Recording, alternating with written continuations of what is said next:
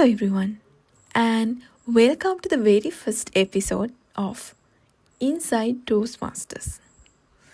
I'm Shitija, and today I want to take you on a journey back to a very specific a moment that changed the way I saw myself, the way I spoke, and ultimately the way I understood who I could become.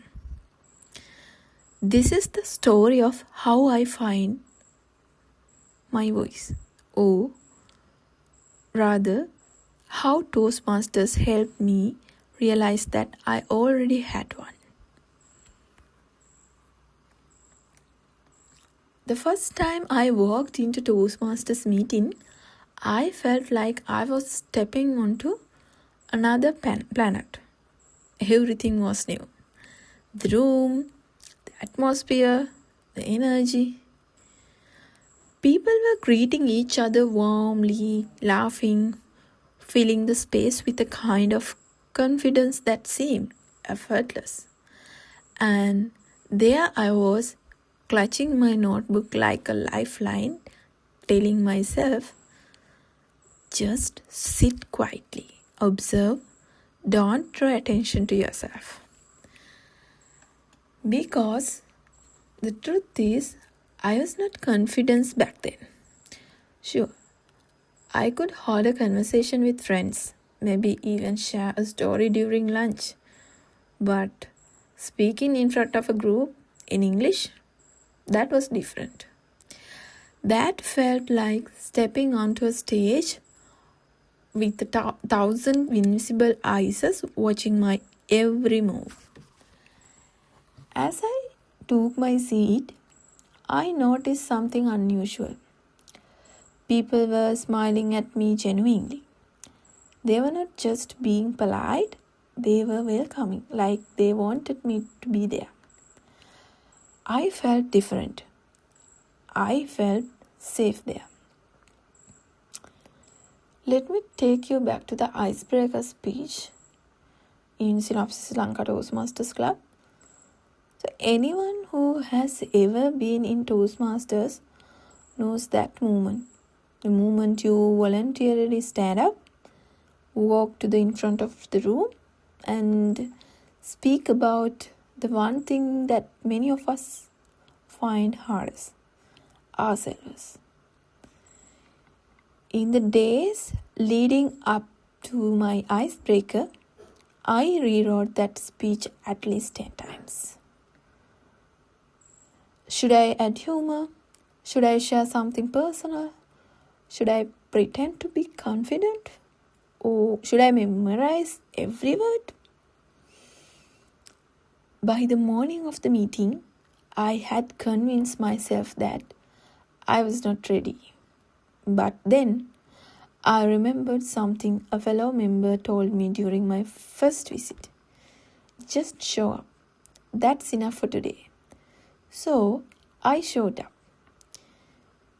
When they called my name for the icebreaker, my heart felt like it was trying to escape my body.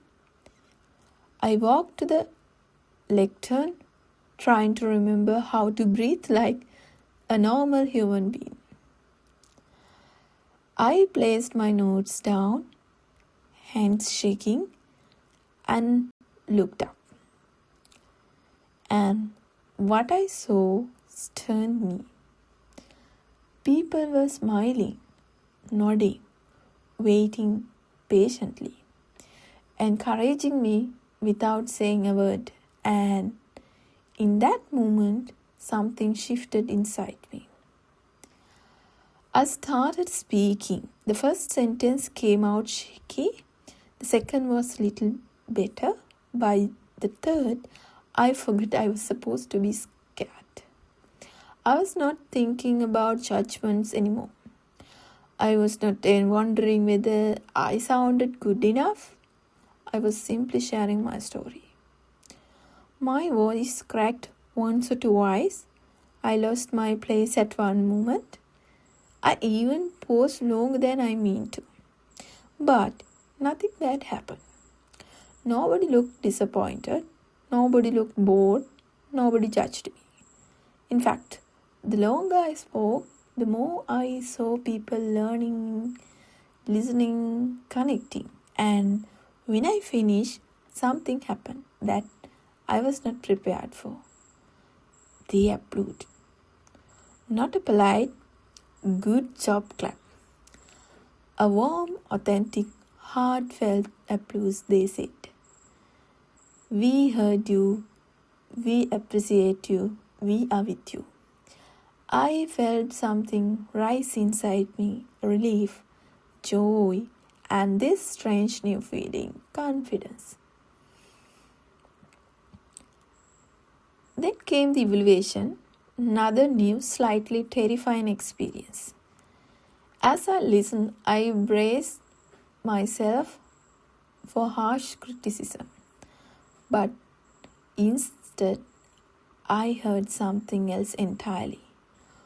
Your story was authentic, you connected with us, you have a warm presence, you speak with honesty, and then the helpful suggestions.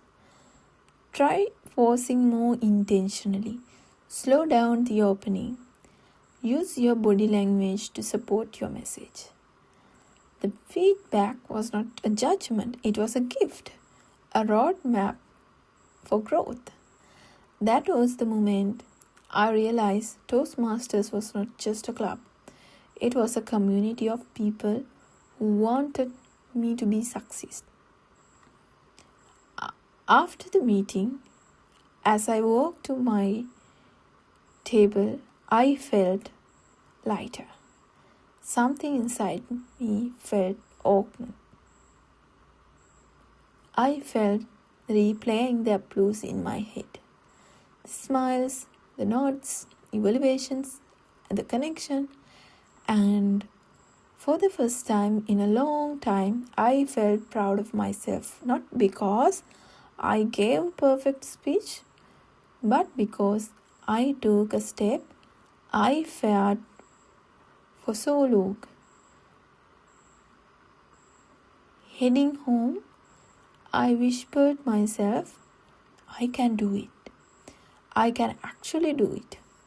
And that night, when I opened my notebook, the same notebook I had clutched so tightly earlier, I didn't rewrite my icebreaker. Instead, I started outlining my next speech. Looking back, I realized something important. Toastmasters didn't give me confidence. It helped me uncover the confidence that was already inside me, hidden beneath layers of doubts, fear, and self-criticism. It taught me everyone starts somewhere. Encourage begins with a single step. You don't need to be perfect to be powerful.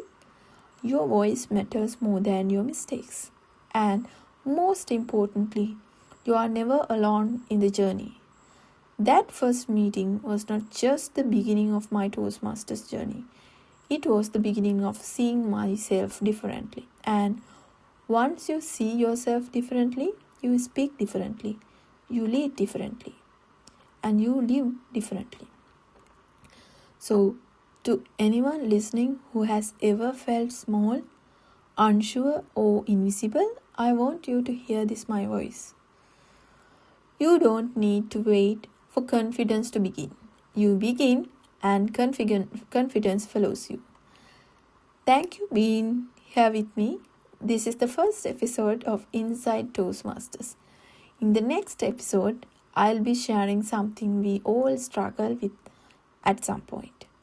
How to discover your authentic speaking style and how I learned to stop trying to sound like a good speaker and finally started sounding like myself.